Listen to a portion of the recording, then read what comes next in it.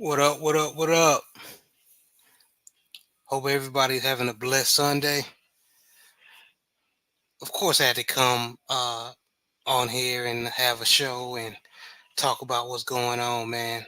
Didn't have a show last week due to spending time with family, but we are back with another installment of the Southern Baller Show.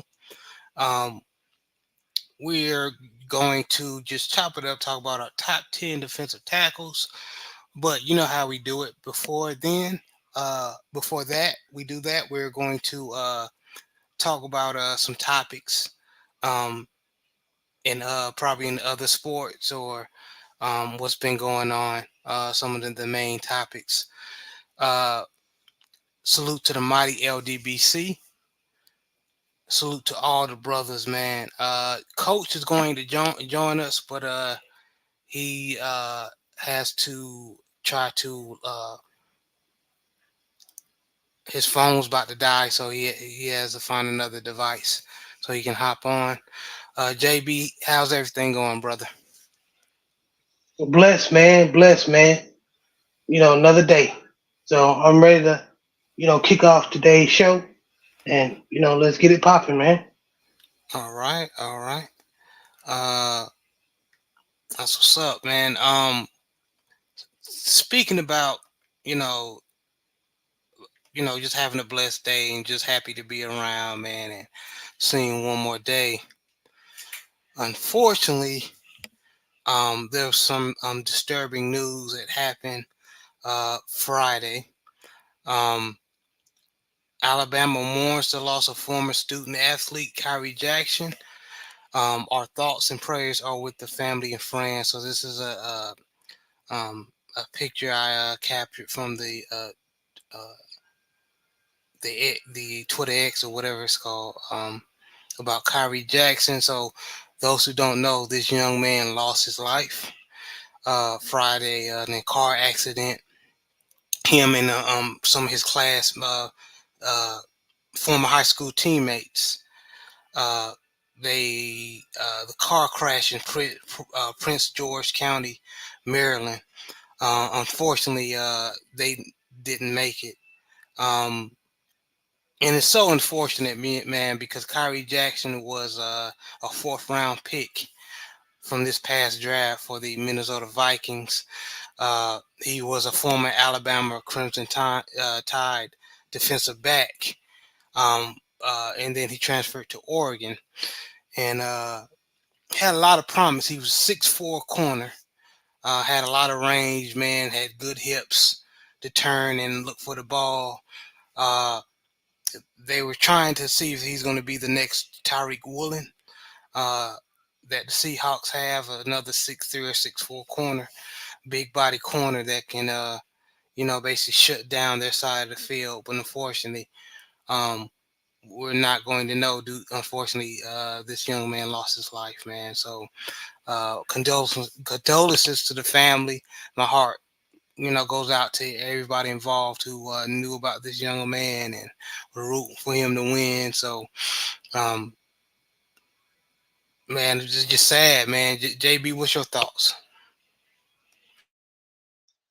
Man, when you get news like this, man, and man, he was only what? I mean, he just in the twilight of his career, was Yeah, about to of his make some life. money. Hell. Oh yeah, his life, Mm-hmm. and he was about to make some money, and just, I mean, it's like you just hate to hear stories like this, especially when they're young, you know. So Yeah, bless his family, yeah. And bless the you know, team, yes, yes. and everybody that's around him. Go ahead. I'm Yeah. sorry. No, I'm sorry. I was interrupting you. I was just going to say, man, you hate to hear um anybody, no matter the age, losing their life, man. But with the young folks, man, the younger folks, man, or even around our age bracket, man, it hits different because they're not even really lived life yet, man. Coach, thank you for joining us, brother. Man, we were just talking about the passing of Kyrie Jackson. Your thoughts on this? Salute to the family first and foremost. Second of all, how y'all doing this afternoon? We blessed, brother. We blessed, man. Bless man, another day, Uh, man. all right, amen.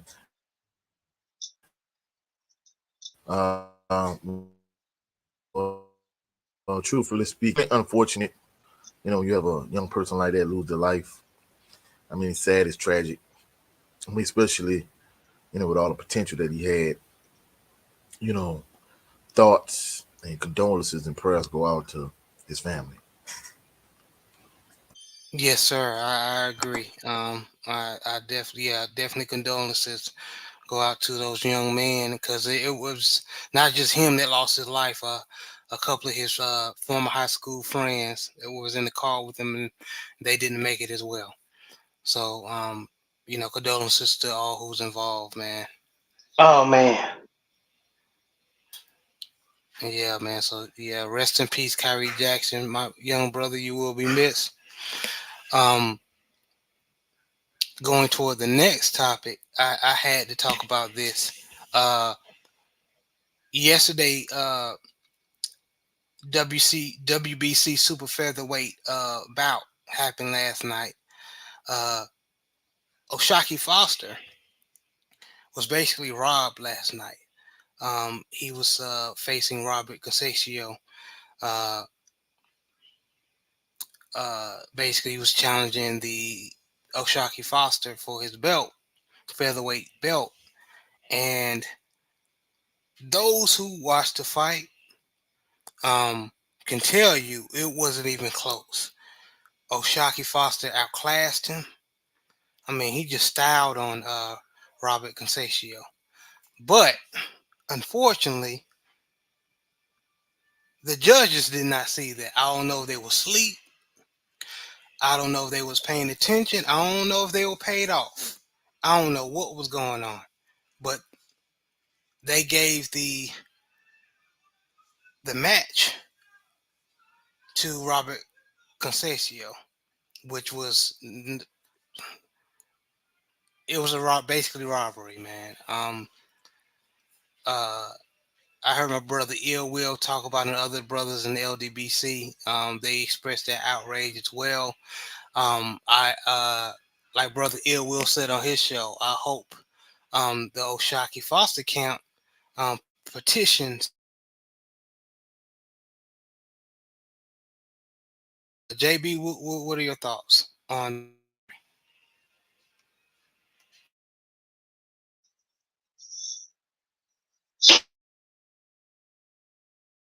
You muted yourself.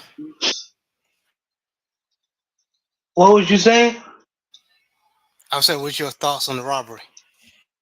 Oh, I mean, it was ridiculous, man. I only gave Roberson or Robert 1 to 2 rounds, man. Everything he threw against Foster, Foster was blocking it. It was hitting his shoulder or his gloves, and the meaningful punches, right? The meaningful punches that was landed was for Foster. Yeah, all about So Foster. Yeah, I mean, he came forward, he was aggressive, but it was not effective. So you got to have effective aggression if you're gonna come forward and throw a lot of punches. You know. So I mean, this is why slowly but surely, me and you talk about this behind the scenes, that everybody's slowly but surely going towards UFC because I mean, people want an outright decision. The decision or knockout or whatever. I mean, it's too many judges that get to make a decision on these dudes' careers. So, and um, we're not saying and we're not saying the outrageous decisions don't happen in UFC, but Uh, this has happened so many times in boxing. It's getting ridiculous, man. It's getting ridiculous. Yeah, it really is, man. Coach, I know you said, I think you said you didn't catch the fight, but based off what our feedback, what are your thoughts? I mean, truthfully speaking, I'm not shocked. I mean, in the sport of boxing, it's so corrupt that these type of things are commonplace. And truthfully speaking, I was kind of so outraged at the whole situation with Ryan Garcia.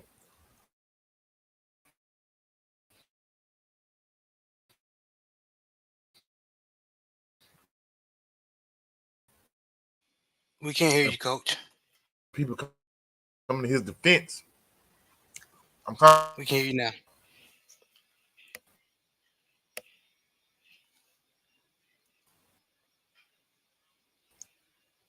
it's no shock. It's You no going surprise. in and out, Coach? Okay. Yeah, you're going in and out, but we heard the end that you said there's no Ordinarily, shock, no at surprise. one point, he didn't want to smoke with O'Shaquie Foster. And the fact that O'Shaquie got robbed, yeah, I'm not surprised. Yeah, yeah. All right, good. Even though you were in and out, I got most of it. Um, but good take, Coach. Yeah, this was ridiculous, man. Oh, here comes Mr. Shelton. Salute Jay Barr. He said salute family, and Mr. Shelton sent that awesome Brock Purdy. Oh, here we go. But salute Mr. Shelton, man. Appreciate you, brother. Uh, yeah. Was ridiculous, man. Boxing is becoming very disappointing, man. Yeah, it's getting ridiculous. Um,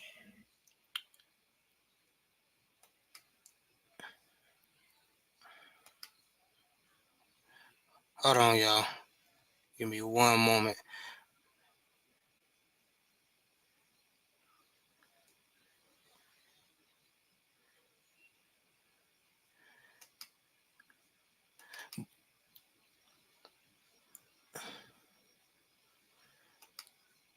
I added a slide.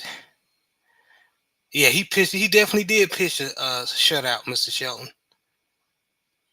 He really did, and they screwed that young brother, man.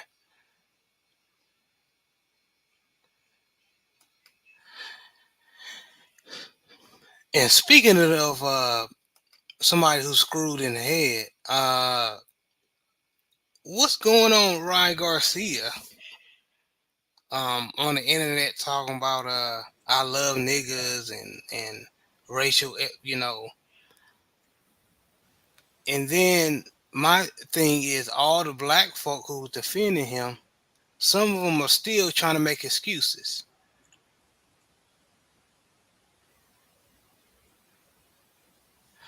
So we talked about this about Ryan Garcia.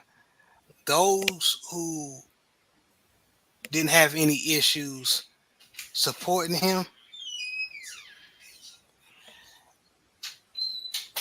yeah, he said I love niggas, and then he turned around and said I hate niggas. Yeah, so something going on. Of course, he's a racist, but something mentally is wrong with this dude, man. JB, what's your thoughts? I mean, this is what happens when you give somebody, a foot, they take your whole leg. You know what I'm saying? People was, well, mainly people in the LDBC was trying to tell, you know, people, and especially all people, that was something wrong with this dude. And people, was like, you making excuses, blah, blah, blah, not knowing that the people in our community and when I say community, I mean the LDBC community, have intel to some of these boxers and in some of these camps. Um, so when we get information, we don't be just saying that shit just like you know out of thin air. So um, Ryan been doing this for years, man. Ryan been doing this for years. So it's not really like a mental health. I think just think that everybody around them is like babying him and is yes men and allows him to get away with that shit. And this is gonna end up bad if he don't stop. This is gonna end up bad. Um, because I think he has. I don't believe in mental health. I think he's an alcoholic. I think he's a drug user, and I think he doesn't have the mindset to box. I think he has the athletic ability to box, but his heart is not in boxing. We've seen that in the last fight when he came in 3 pounds heavier against Devin Haney, and he had to use steroids to use it. So I think that everybody's just taking him on for a ride on his team until he crashes and burns, and he's gonna be by himself. We've seen this before, so it is what it is. I'm really just tired, just tired of everybody just acting like they don't see this stuff. But it is what it is. Like I said, people just gonna learn. So it is what it is. Yeah. Uh, Coach, what are your thoughts? Can you hear me clearly, bro? Yes, sir. Well, my thoughts on the whole entire situation is, we've been talking about this for several weeks at this point. Ryan Garcia is a racist piece of trash. He's not a decent human being. For people like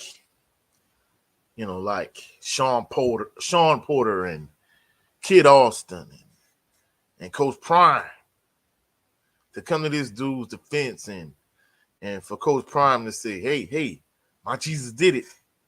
See, I don't know what Jesus Ryan Garcia is serving. I don't know what Jesus Coach Prime is serving, but they're not serving the same Jesus I serve, because God is not the author of confusion. So in one breath, you can't be talking about you, this religious person, and then the next minute you're talking about sleeping with people's wives. You left your allegedly you left your wife and your child, and you out here sleeping with other people's wives. Buying escorts and adult entertainers and dancers, BBLs, and his behavior is erratic. And I'm gonna be truthful. I kind of been saying he was a racist piece of trash even before the George Floyd comments, and even before, you love N-words and you hate N-words. The thing that got me was the fact that he kept calling Bill Haney, a nappy head. To me, in the context in which he was calling him a nappy head, he just might as well call him an N-word then at that point to me. So that's the thing that made me say he was a racist piece of trash. I mean, at the end of the day, there's no redemption story for Ryan Garcia in my book. I think he's shown, there's this old expression, when a person shows you who they really are, believe them. At this point, Ryan Garcia has shown us who he is. He's a drug cheat that uses PEDs. He's not a decent human being. He's a racist piece of trash. I mean, I don't know what more individuals need to see. So all these individuals that were coming to his defense, like, Kid Austin and Tank Davis, Sean Porter, Coach Prime, having him around your players, that sort of thing. To me, at this point, all of those individuals should basically come out and say, hey, I was wrong with this guy. I'm distancing myself from this guy in any way shape, form, or fashion. But to me, I think there's too much like right. Black people, especially these banana eating monkeys and these coons and these buffoons on YouTube and X or Twitter, Hangout Spaces. Black people at this point is the only race of people with no code of conduct, don't stand on business, turn the other cheek, forgiving other people, but don't have any grace or forgiveness for our own brothers and sisters. I mean, to me, I'm disgusted at this entire fiasco with Ryan Garcia. As far as I'm concerned, I believe in grace and I believe in forgiveness as a Christian individual. However, I think Ryan Garcia is a fake Christian. I think he only uses that for publicity and to garner attention for itself. I mean, if it was up to me, he will be permanently banned from the sport of boxing. All these individuals that perpetually and constantly come to his defense, like we said several weeks back, had these roles been reversed, had it been Devin Haney cheating this piece of trash Ryan Garcia, they would want to condemn and crucify Devin Haney. But at the end of the day, this entire fiasco is sad to me. You got pieces of trash individuals like Floyd Mayweather Jr. and Tank Davis, Kid Austin, and Sean Porter. The list just kind of goes on and on and on and on and on and on. It's sad at this point. And that's all I have on this particular topic. I'm just done with the boy Ryan Garcia. I never really did rock with him, but especially in the lead up to his fight, him calling Bill Haney an nappy head. I'm not shocked by, him having the racist meltdown that he had. I'm surprised he don't have a swastika tattooed on his forehead at this point. Facts. I mean, you covered everything that my thoughts, man. People that's still taking up for this dude, obviously. And there's one thing I do disagree with you, JB. There is something wrong with him. He does need help, but um, you still have to be held accountable for your decisions. And you basically spewing racist comments out on social media, that's in you, bro. That's in you. So it just exposed what a lot, like Coach said, a lot of black folk will still have grace for um, a lot of people that have expressed they don't, they don't rock with black people like that. It is sad and it's pathetic. You know what I mean? So yeah, but I'm done talking about this dude, man. Let's move on.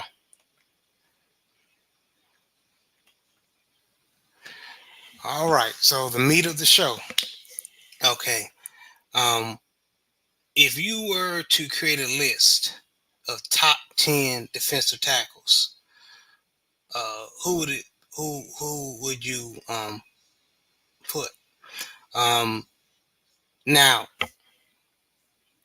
you can also add people like Reggie White, who's basically a freak of nature. Um, Meaning he could play defensive end and defensive tackle. You can add those type of players to your list. Or John Randall, he was another freak of nature, and Hote Nata. But these are about the big boys in the middle. As you can see, I have Mean Joe Green, uh, Big Sean Rogers, Big Ted Washington, and Randy White, which was before my time, but he was one of the greats as far as NFL Hall of Fame and defensive tackles. Uh, so y'all can put those in the conversation. There's a listener you can put, or if you catch the show late, you can put in the in the message box. You can put who your top 10 defensive tackles will be. This will be mine, which I'm gonna pull mine up in a moment.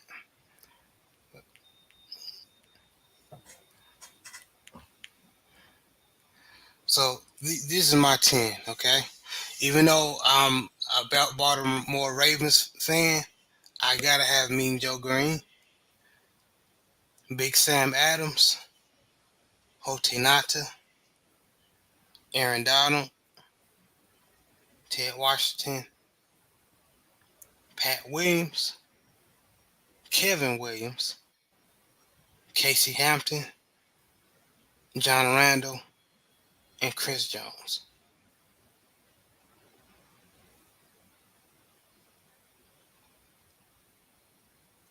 That's not a bad list.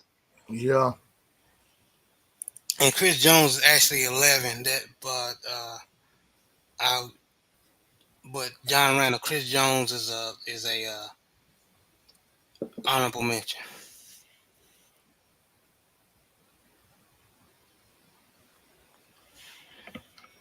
All right, JB, who would your list be? Right off the dome. My bad, gentlemen. I ain't give you guys time to create your list, but just right off the dome, just tell me who will be your defensive tackles. You can be biased if, like for example, coach, if you're a Saints fan, you know what I mean. You can put a big, you Leroy know, Glover. Leroy Glover or Norman Hand, somebody like that as your list. Just right off the top of your head. You want me to go, JB, or you got Yeah, it? go. Me. I I'll mean, go. all right, go, go, Never go, mind. go. Yes, well, it's gonna be Alternata. I'll put me Joe Green in there. Reggie White. That's three. Let me see. Aaron Donald. That's four. I'll say Chris Jones. That's five.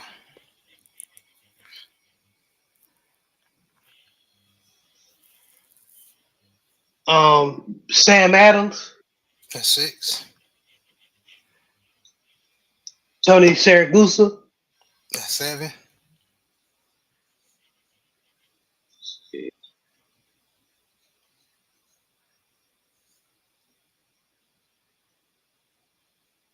What's the dude name for that's in on the Colts? DeForest Buckner. DeForest Buckner. That's eight. Let me see.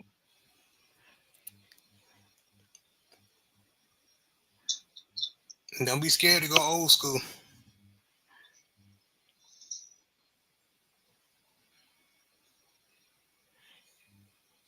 John Rogers. That's nine.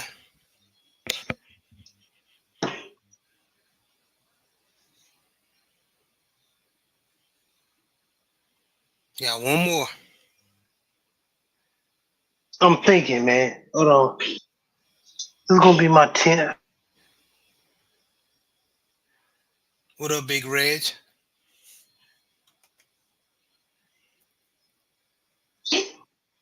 Just one more.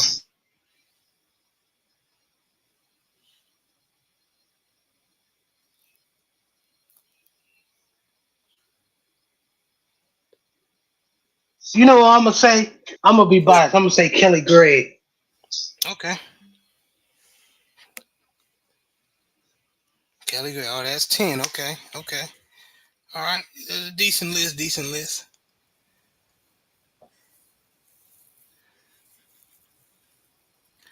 Coach, how about you? What's your top 10 Uh, defensive tackle list of right off the course, you dome? know this. Like you said, this is kind of spur of the moment type of thing. You know, it's difficult. Even when you see me come up with my Southern University top 5 and top 10 lists, you know, I done took a lot of time to plan those lists out. So I'll probably say I'm gonna go with Vince Wilfork, uh, BJ That was a Raji. good one, man. That's two. All right, Vince Wilfork, BJ Raji, Gilbert Brown, Uh, mm, I'm not gonna say John Randall and Reggie White. I feel like they're cheating their defensive ends technically, even though they can play defensive end or They defensive they tackle. they, they Uh, hybrids though. They can play. They can play. You can add well, I hybrid. mean, I mean, if you play a 3-4, but if you play a 4-3, I think they're more ends than tackles. But I mean, that's just me. Uh, I'm gonna say Tony Saragusa, Sam Adams, Haloti Nada, Reggie White, Aaron Donald. Uh, I'm gonna keep my Leroy Glover pick from the Saints. Um, Okay. uh, let me see who else. Hmm, how many I got so Salute far? you, Yolanda. The two queens in here, Queen 71 and Ravens Talk with Yolanda. I appreciate you ladies coming in. Appreciate y'all. So how many I got so far, bro? I think that's 10 right there. Well, I said Vince Wilfork. I Mm-hmm. said B.J. Raji, Gilbert Brown, Tony Saragusa, Sam Adams, Alodi Nada, Leroy Glover, mm, Aaron Donald, me and Joe Green. How many that is right there? That's I'm not 9. counting. 9. Uh, let me see. Trying to think of who else. You know me. I like slop hogs in the middle. Uh, and You ain't gonna add Norman Hand? man, I'm gonna be honest with you. Norman Hand was good for the Saints for a couple years. You know, but man, Norman Hand just ate his way out of New Orleans. Really ate his way out of the league in general. I think he a good run stuffer, but you know, no, not really. Um, I say Leroy Glover, right? Yeah. You know, I'm higher on Leroy Glover than Norman Hand because even though Leroy Glover was a nose guard, I mean, basically his game was more speed and power. You know, in fact, Yeah. he probably was like a predecessor to like a Aaron Donald type. Yeah. And rest Uh, in peace to Norman Hand, man. Rest in peace. yeah, rest in peace. You know, you know, when they had it going in New Orleans, I ain't gonna lie, he did his thing, the lunch bunch. But trying to think, I need one more. Yeah. Uh, I said Sam Adams, right? Yeah, you already said Big Sam Adams. Uh, I'm trying to think. I know I said Gilbert Brown and B.J. Raji. Uh, trying to go one more. Mm. Oh, boy, that played with the played for the Bears. I can't think of his name. Oh shucks. Oh, I can't think of his name. William Perry. No, not Perry. The In fact, if I'm not mistaken. In fact, I'm gonna go Steve Montgomery McMichael. Okay. Steve Mongo McMichael. Okay, that's 10. Okay. Decent list, gentlemen. Now, let me ask you this. If you have to shrink your list down to 5, like, let's say if you, like, actually had to put 5 on the roster in a game of these, of your top 10, who would you pick? I'm going to give you mine. Just, just to shorten the list. Okay. I'm going to pick, I'm going to pick Big Sam Adams, Aaron Donald. I'm gonna pick John Randall, Ted Washington, and I want to go meet Joe Green, but how I'm going toward the 2000s, 2010s, you get more athletes, so I'm gonna go Big Pat Williams. That's the 5 I'm gonna put on my roster of defensive tackles.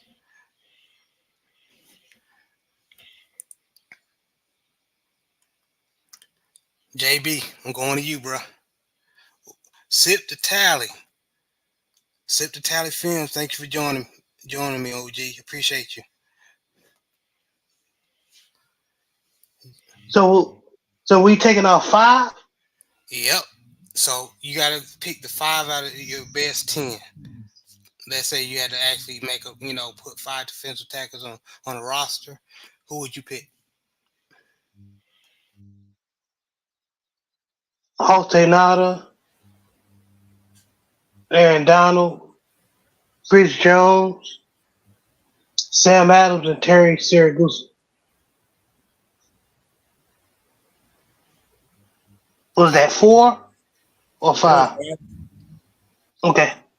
That's 5. That's 5. And hold on, coach, before you go, look at Anthony Bolton's list. He got Russell Maryland, Reggie White, Vince Wilfork, Aaron Donald, Ndamukong Suh, Warren Sapp, Geno Atkins. I forgot about him. I forgot about Warren Sapp and Ndamukong Me Suh too. yet. Me too. But but Warren Sapp was, he was strong, but he was light on his feet. I love the big boys like Ted Washington who just eat up everything in the middle. So the linebackers can do their job. And he said Geno Atkins was a freak. Sam Adams, J.J. Watt, which he could that I can see it because he can play. You can put him at defensive tackle. He was strong enough and athletic enough to play defensive ends with J.J. Watt. So good stuff. Mean Joe Green, like your list, Memphis man, Anthony Bolton, and Yolanda said I have to take Aaron down on the Me Joe Green and Sue. She said she forgot about Sue. Okay, okay. Coach, go. Who's your 5 you taking? Yeah, I ain't gonna lie. I forgot about Sapp and Sue too. But Aaron Donald definitely. BJ Raji was a beast. Definitely BJ Raji. I'm gonna say Sapp Sue, and I'm gonna go with I ain't gonna lie, I used to like Big Gilbert Brown with the Packers. Gilbert Brown, he was Everybody sleep on. Me and Joseph Townsend was talking about that. Like everybody sleep on Gilbert Brown. man, Gilbert Gilbert Brown Brown was was a bit, yeah, Gilbert Brown was a big savage, bro. and yeah, with that black visor. Yep, he Yep. was. Yeah, he right. Gerald McCoy Gerald is McCoy. underrated. Yeah, Yeah, he definitely is. Gerald McCoy. He underrated too, you know. All right, we're gonna streak it down, and Yolanda basically did it already. So I'm gonna take her train of thinking.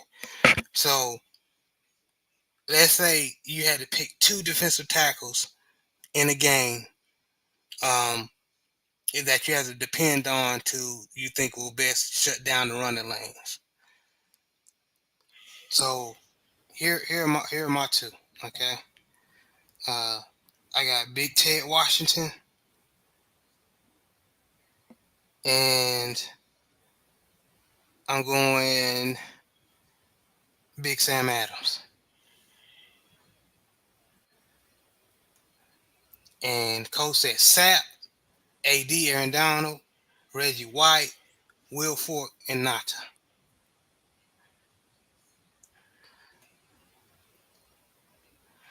All right. Okay. That's a good list, Coach. But JB, I'm going to you. So it's a goal line. It's a goal line, right? And they run the opposing team running through the middle. Which are the 2 defensive tackles you will pick to clog up that middle from your list?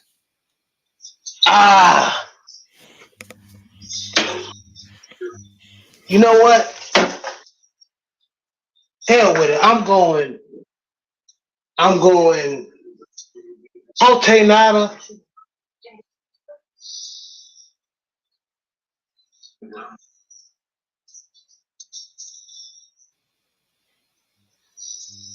Aaron Donald. Okay. Hell with it. Okay. I trust those 2. just to mess shit up. Okay. Okay. Coach, what two you got on goal line situation? I'm gonna go Vince Wilfork and Gilbert Brown. I mean, I look at Sap, Sue, and Donald is more like athletic Leroy Glover types where they get off as quick. Uh, they could beat opposing centers and guards before they even know what hit them. Whereas if you're looking for some slob hogs that you really just gonna cloud up the middle, I say Vince Wilfork and Gilbert Brown. That's kind of like, in that Sam Adams, Tony Saragusa like type duo. That's what you're looking for. I love it. I love it. Okay. Okay. Man, good picks, fellas. Good picks, man. And shout out to Joe Townsend. He gave me an idea.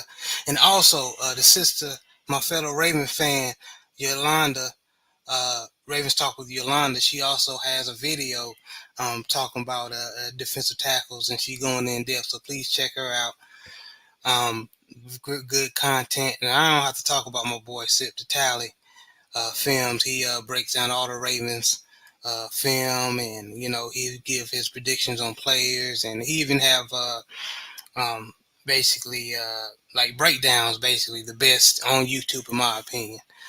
And he's actual coach, so y'all go support all them, man, and Big Reg as well, man.